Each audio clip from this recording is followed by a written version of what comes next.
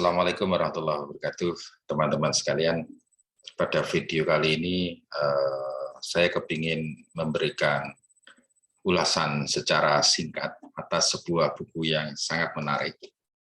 Ini buku ini adalah buku yang ditulis oleh YF Lakahia. Ini judulnya adalah penelitian fenomenologis dengan subjudul Jalan Memahami Pengalaman Hidup.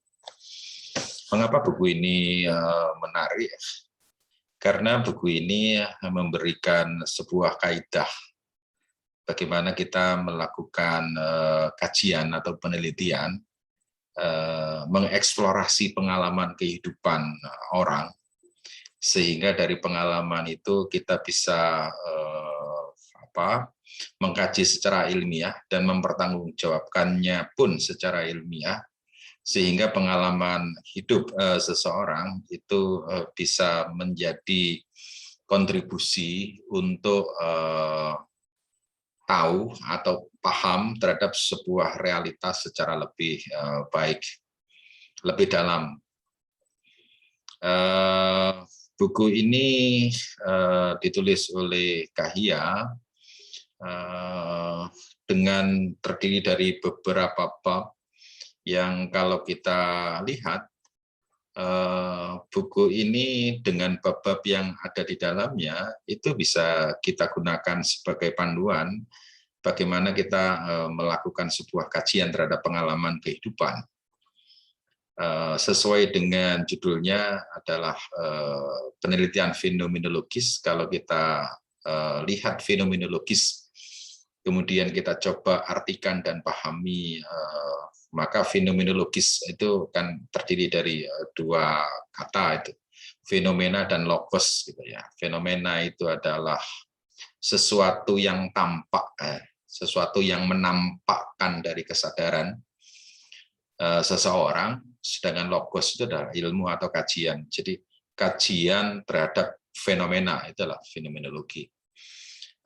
Seperti seringkali kita dengar ada adagium dari sebuah peribahasa, pengalaman itu adalah guru yang terbaik. Maka buku Kahia ini memberikan panduan kepada kita bagaimana menempatkan pengalaman, bagaimana menjadikan pengalaman itu menjadi guru yang terbaik. Saya kepingin menunjukkan kepada saudara terkait tentang seperti apa sih buku Kahia ini.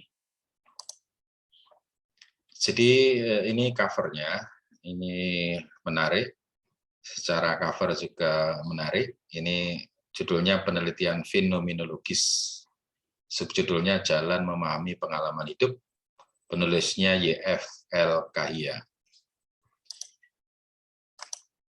Kemudian kalau kita melihat di daftar isinya, maka kita pertama diajak merenung oleh Kahia. Ini renungan sebelum membaca. Kita diajak melakukan refleksi oleh Kahia untuk bagaimana menempatkan sebuah kesadaran yang melahirkan sebuah fenomena itu bisa diamati dan bisa menjadi kontribusi untuk memahami sebuah realitas. Di bab 1, Kahia bercerita tentang pendekatan fenomenologis dalam penelitian kualitatif. Jadi posisi penelitian fenomenologis itu dalam penelitian kualitatif secara umum. Nah, penelitian kualitatif itu kan ada beberapa, ini kemudian dinarasikan oleh Kahia, meskipun secara singkat, penelitian naratif, biografis, grounded, teori, studi kasus, kemudian etnografis, kemudian yang dikaji secara intens dalam buku ini ya penelitian fenomenologis. Kemudian Kahia memberikan definisi tentang fenomenologi, kemudian bagaimana kemunculan penelitian fenomenologis ini. Kemudian di bab 2, Kahia itu bercerita tentang penelitian dan peneliti fenomenologis, bercerita tentang fenomenologi, bercerita tentang fenomena, bercerita tentang kualitas peneliti fenomenologis, kualifikasinya harus seperti apa untuk menjadi peneliti fenomenologis yang baik. Kemudian di bab 3 ini Kahia bicara tentang interpretive phenomenological analysis. Jadi analisa fenomenologis secara interpretif. Ini memang yang menjadi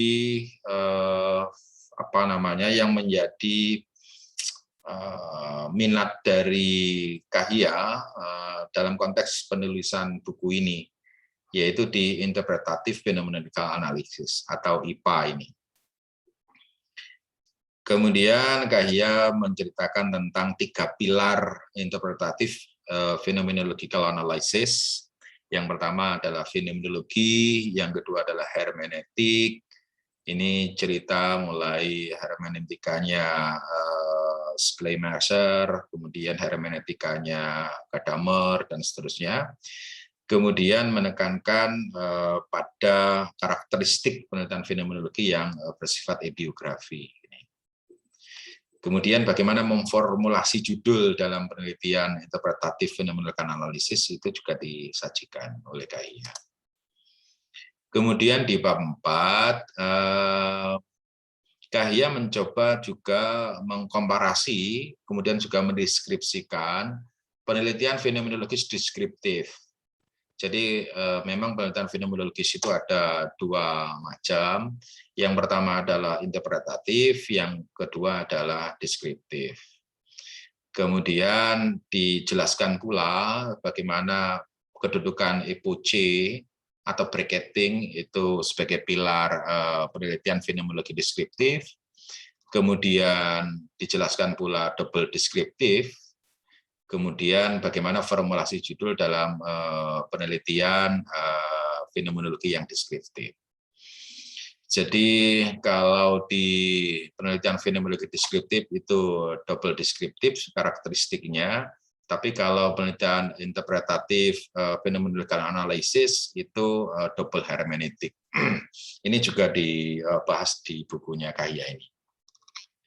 Kemudian di bab 5, Kahia memberikan penjelasan bagaimana persiapan ke lapangan, literatur dan pengumpulan data, bagaimana membaca literatur, dan bagaimana sikap peneliti terhadap literatur yang dibaca.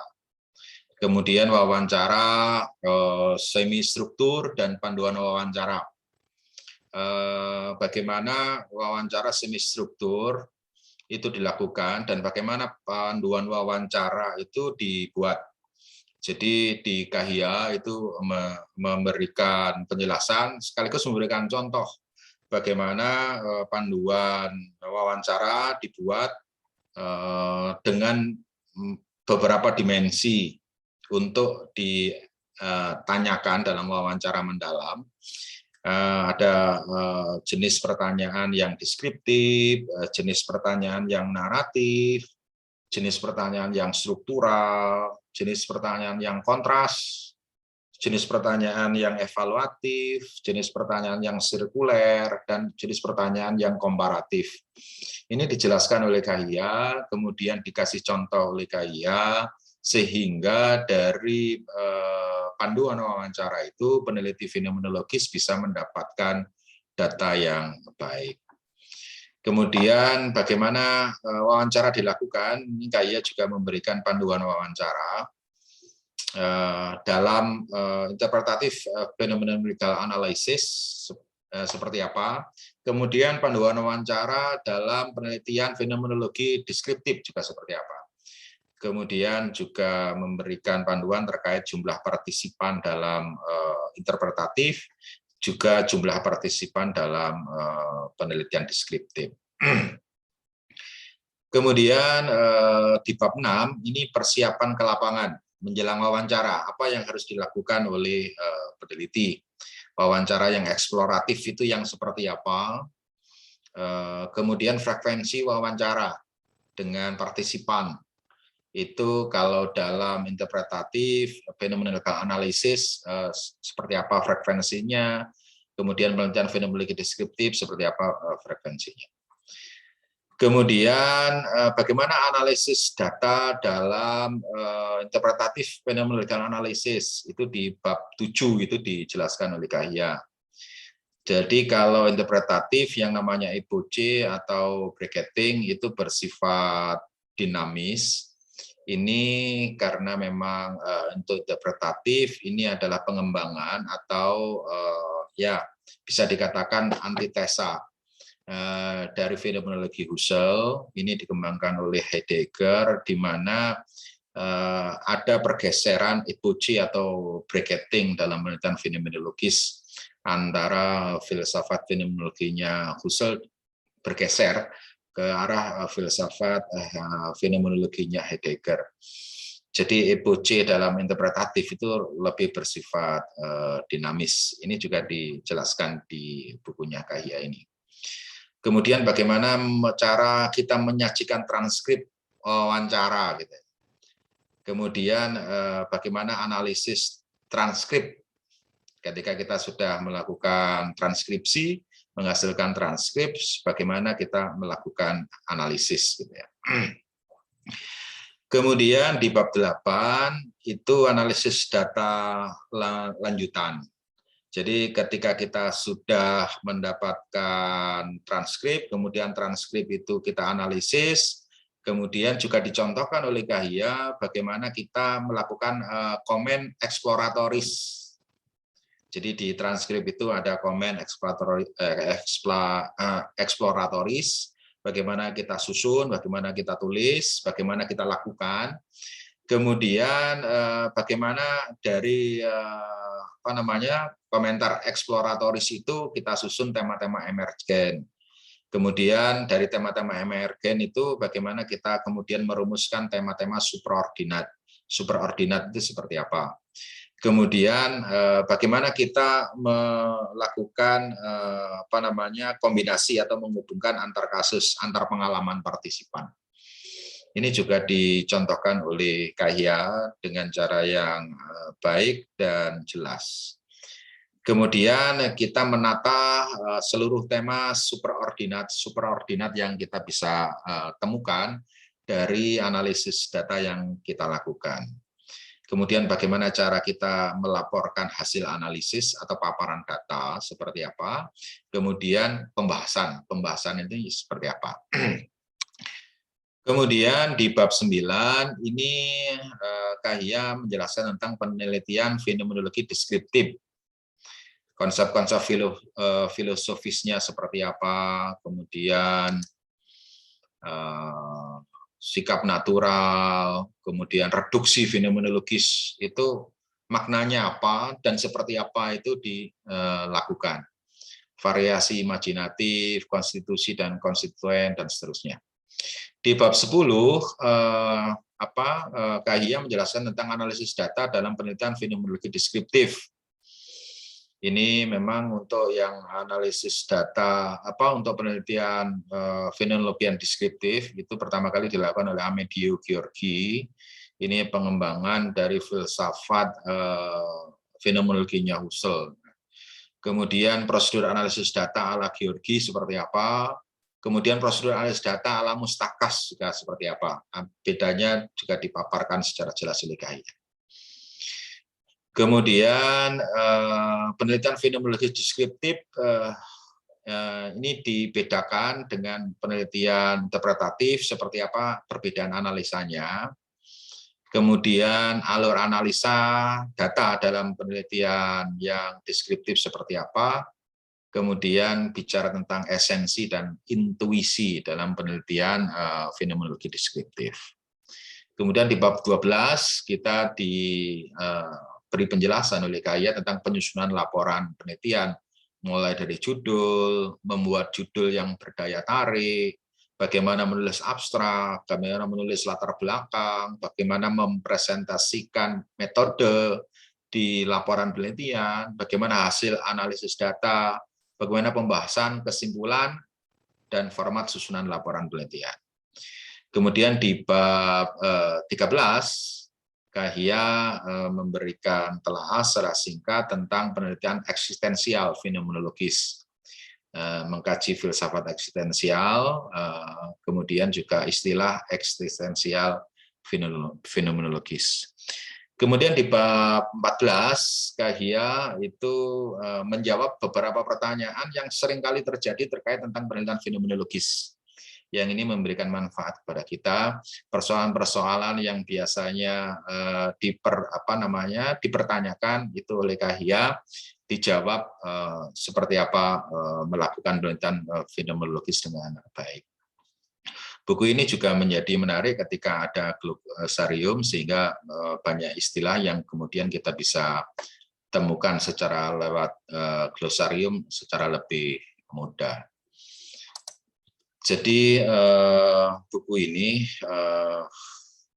menarik untuk dibaca ketika kita mau melakukan penelitian fenomenologis, baik penelitian fenomenologis yang deskriptif maupun penelitian fenomenologis yang interpretatif. Ada panduan-panduan yang kita bisa lihat, kemudian kita bisa baca, kemudian kita bisa pahami dan kita bisa pikirkan, sehingga pemahaman-pemahaman secara teoritis itu bisa menjadi menjadi yang bermanfaat dalam praktis kita ketika kita melakukan penelitian fenomenologis di lapangan. Jadi ketika saudara mau melakukan penelitian fenomenologis, maka saya memberikan rekomendasi untuk membaca buku Kahya ini terlebih dahulu, sehingga kita bisa mendapatkan bekal pengetahuan yang cukup dalam melakukan penelitian fenomenologis.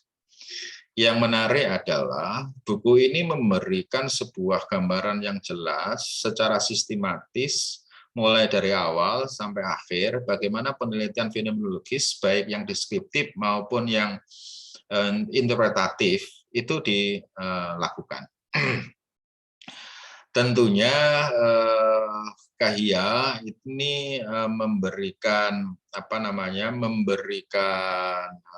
panduan dalam bukunya itu, ini sampai pada analisis data ya. Ketika kita bicara tentang pembahasan, tentang diskusi, maka peneliti fenomenologis harus memiliki kemampuan bagaimana membahas hubungan antar tema subordinat itu dengan teori-teori yang sudah ada. Katakanlah misalnya kita bisa menggunakan beberapa teori, katakanlah misalnya strukturalisme generatifnya dari Pierre Bourdieu, The Form of Capital-nya Pierre Bourdieu, modal ekonomi, modal sosial, modal budaya, modal simbolik, atau di Pierre Bourdieu ada konsep tentang ranah, field, konsep tentang praktis, dan seterusnya. Atau kita bisa memotret temuan-temuan dalam diskusi, itu dengan teori strukturasinya Giddens, atau dengan teori komunikasi aksinya Habermas, dan seterusnya. Itu sangat tergantung kepada temuan penelitian, juga sangat tergantung kepada bagaimana peneliti itu bisa memotret pola hubungan tema-tema subordinat itu untuk mendapatkan sebuah pemahaman itu yang dalam. Karena memang penelitian kualitatif, salah satunya adalah penelitian fenomenologis, itu adalah mencari kedalaman, bukan keluasan. Sekali lagi, buku yang ditulis oleh Kahya dengan judul penelitian fenomenologis ini menarik dan sangat bermanfaat bagi kita yang akan melakukan penelitian fenomenologis, baik penelitian fenomenologis interpretatif dan fenomenologis deskriptif. Begitulah secara singkat ulasan saya tentang bukunya Kahya ini. Mudah-mudahan buku ini bisa saudara dapatkan untuk memberikan pemahaman yang lebih utuh, lebih baik, sehingga ketika melakukan penelitian fenomenologis mendapatkan panduan yang lebih sistematis bagaimana penelitian fenomenologis itu semestinya atau seharusnya kita lakukan. Jangan lupa untuk membaca bukunya Kahya, penelitian fenomenologis ini. Baik, saudara sekalian, mudah-mudahan bermanfaat. Terima kasih, mohon maaf. Assalamualaikum warahmatullahi wabarakatuh.